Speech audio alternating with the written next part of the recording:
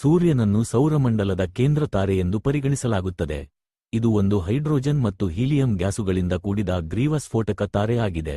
ಸುಮಾರು 4.6 ಬಿಲಿಯನ್ ವರ್ಷಗಳ ಹಿಂದೆ ಉಂಟಾದ ಸೂರ್ಯ, ತಾವು ಉತ್ಪತ್ತಿ ಮಾಡಿದ ಬೆಳಕು ಮತ್ತು ಉಷ್ಣದಿಂದ ಭೂಮಿಯ ಜೀವಜಾತಿಗೆ ಜೀವನೋಪಾಯ ಒದಗಿಸುತ್ತದೆ. ಸೂರ್ಯನ ವ್ಯಾಪ್ತಿಯು ಪ್ರಪಂಚದ ದೊಡ್ಡ ತಾರೆಗಳಲ್ಲೊಂದಾಗಿದ್ದು, ಭೂಮಿಯಿಂದ ಸುಮಾರು 149.6 ಮಿಲಿಯನ್ ಕಿಲೋಮೀಟರ್ ದೂರದಲ್ಲಿದೆ.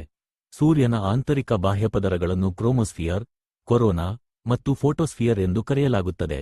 ಇದು ಪ್ರಪಂಚದ ಹಲವಾರು ಸಂಸ್ಕೃತಿಗಳಲ್ಲಿ ಪೂಜಿತ ದೇವತೆಯಾಗಿಯೂ ಪರಿಗಣಿತವಾಗಿದೆ.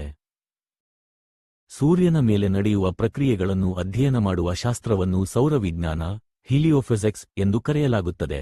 ಸೂರ್ಯನ ಉಷ್ಣ ಶಕ್ತಿಯು ಪರಮಾಣು ಸಂಲಯನ, ನ್ಯೂಕ್ಲಿಯರ್ ಫ್ಯೂಷನ್ ಕ್ರಿಯೆಯ ಮೂಲಕ ಉತ್ಪತ್ತಿಯಾಗುತ್ತದೆ.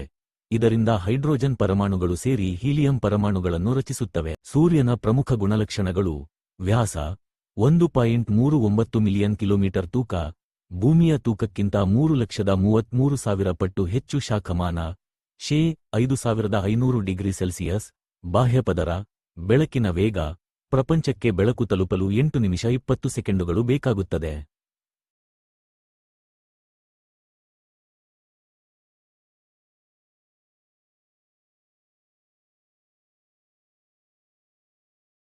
ಸೂರ್ಯನ ಪ್ರಭಾವದಿಂದ ಭೂಮಿಯಲ್ಲಿ ಹವಾಮಾನ, ಸಮುದ್ರ ತರಂಗಗಳು ಮತ್ತು ಚಲನೆಗಳು, ಫೋಟೋಸಿಂಥೆಸಿಸ್ ಮುಂತಾದ ಪ್ರಮುಖ ಪ್ರಕ್ರಿಯೆಗಳು ನಡೆಯುತ್ತವೆ.